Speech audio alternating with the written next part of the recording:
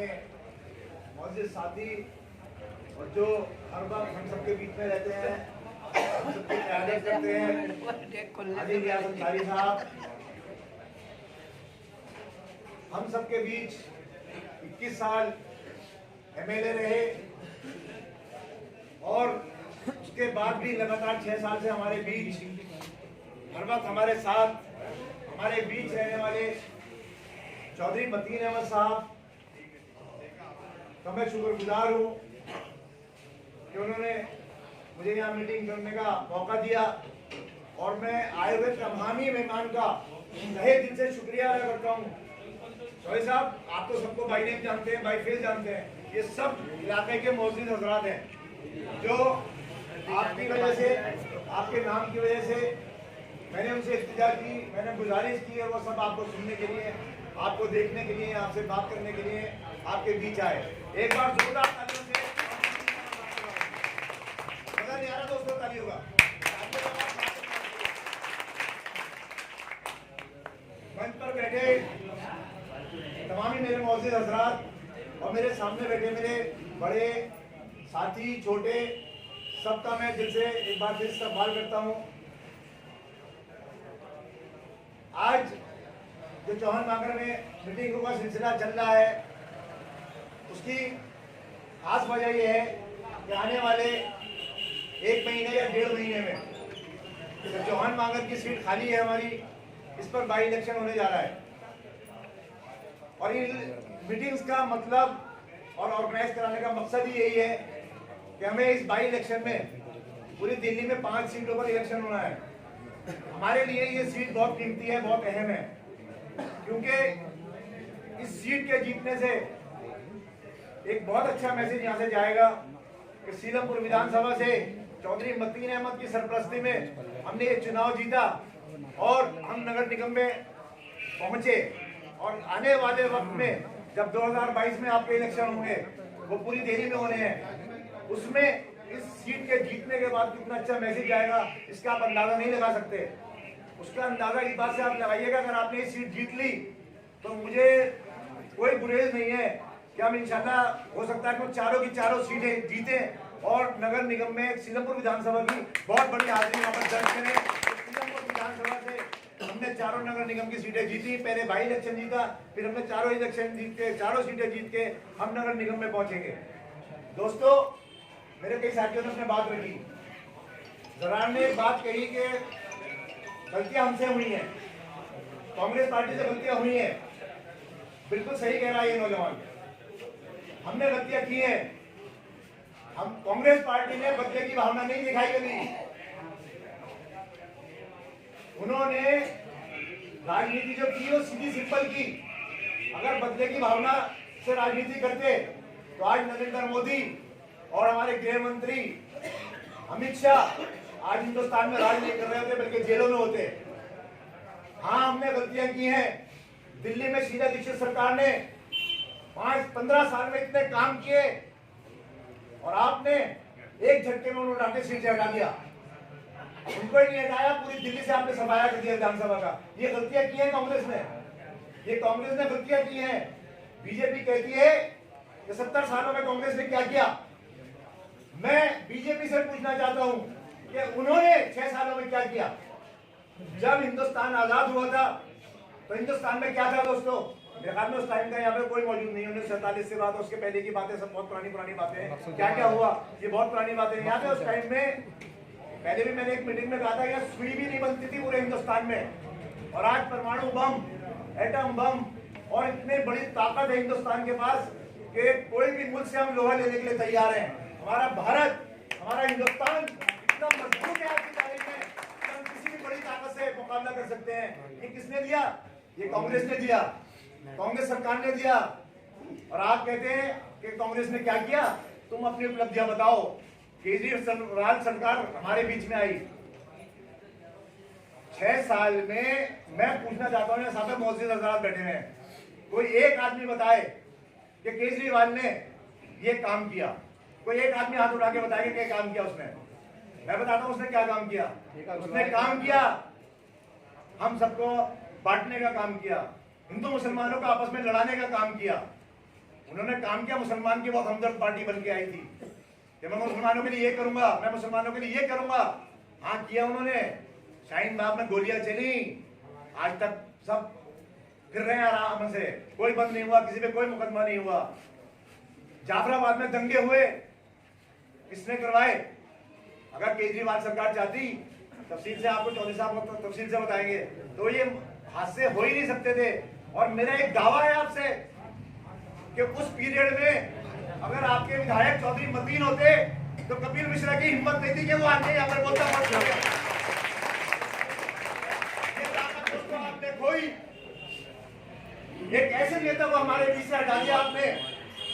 आज हमारे ऊपर छोटे से छोटा आदमी का मामला हावी हो रहा है कि कपिल मिश्रा वही आदमी था जिसने आम आदमी से विधायक बने और उसके बाद उसने बीजेपी ज्वाइन कर ली। इतनी बड़ी ताकत आपने दे दी उसे।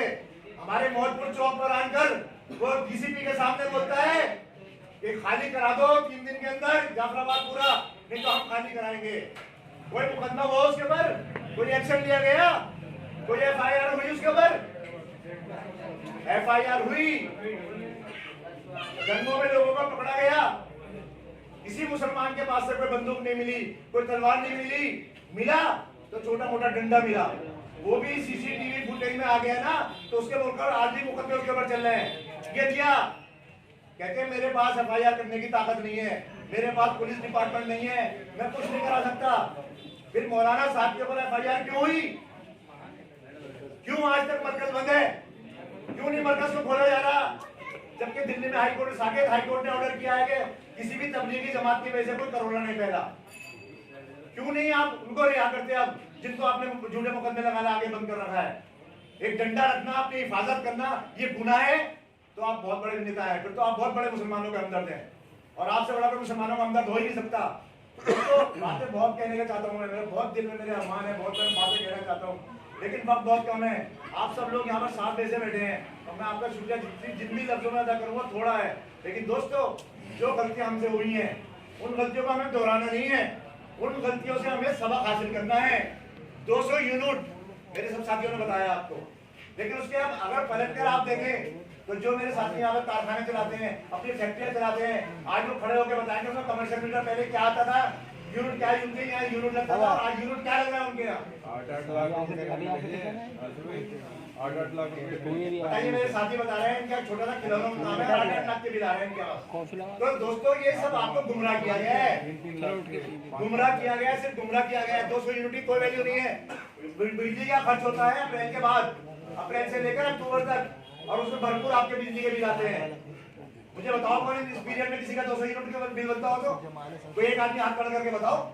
पंखे भी चलते हैं, कूलर भी चलते हैं, फ्रिज भी चलते हैं, एसी भी चलते हैं, आ सकता है किसी का 200 यूनिट के अंदर बिल? नहीं आ सकता।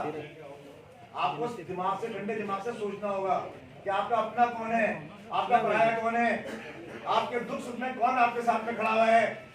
सिर्फ और सिर्फ सीलमपुर विधानसभा में अगर आपने आप सबकी किसी ने सरपरस्ती की है तो वो चौधरी मतीन अहमद है, चौधरी मतीन अहमद है। चौधरी मतीन साहब की ये गलती है कि 24 घंटे आपके लिए अवेलेबल रहते हैं, एक फोन पे आपके साथ खड़े होते हैं, मुझसे कहते हैं सर नासिर भाई ऊपर का माला खाली रखा करो, कोई टेंशन मत लिया करो, कोई भी काम है उसे तुरंत निपटाओ, और वही चौधरी साहब करते हैं। कोई भी फोन आता है किसी काम के लिए, चौधरी साहब मेरे ये काम है, काम करेंगे और फिर उसको फोन करके बताएंगे कि तुम्हारा ये काम हो गया। ऐसे नेता को आप लोगों ने खो दिया। बहुत दुख की बात है दोस्तों, बहुत दुख की बात है।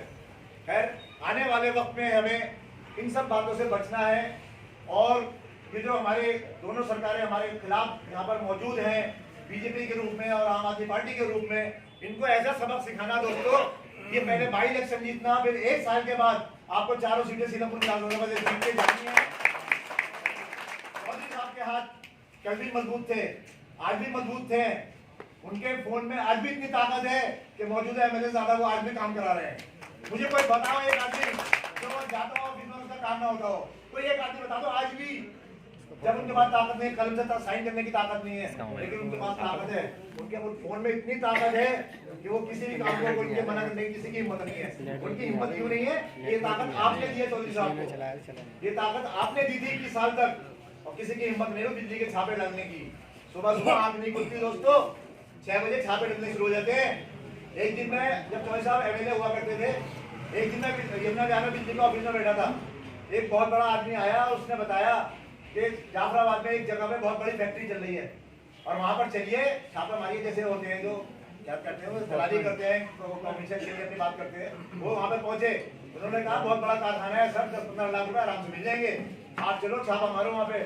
एकदम खड़े हुए कि भाई साहब आप जहाँ से भी आए हो आपकी मेहरबानी, शुक्रिया, मुझे 10 से 15 लाख रुपए की जरूरत नहीं है, मुझे जरूरत है चौधरी मतीन अहमद साहब की।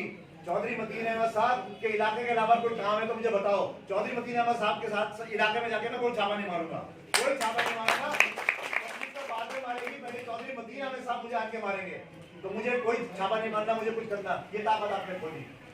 इस ताकत को अगर आपको दोस्तों वापस चाहिए, आप चाहते हो कि आप जैसे पहले सर उठाकर जीते थे आज फिर सर उठाकर जिए, तो आपको चौधरी मतीन साहब के हाथ मजबूत करने होंगे। हालांकि चौधरी मतीन साहब के इलेक्शन में भी 4 साल की दूरी है, लेकिन अगर आपने ये बाई इलेक्शन और आने वाले साल में चारों इलेक्शन आपने जिताते हैं तो चौधरी मतीन साहब की ताकत पहले से भी ज्यादा हो जाएगी। तो उनके बाद 4 काउंसलर होंगे और ये ताकत आप दे सकते हो दोस्तों। दोगे ये ताकत आप, जिताओगे आप? दोनों हाथ खड़े करके और ताली बजा के मुझे बताओ दोस्तों।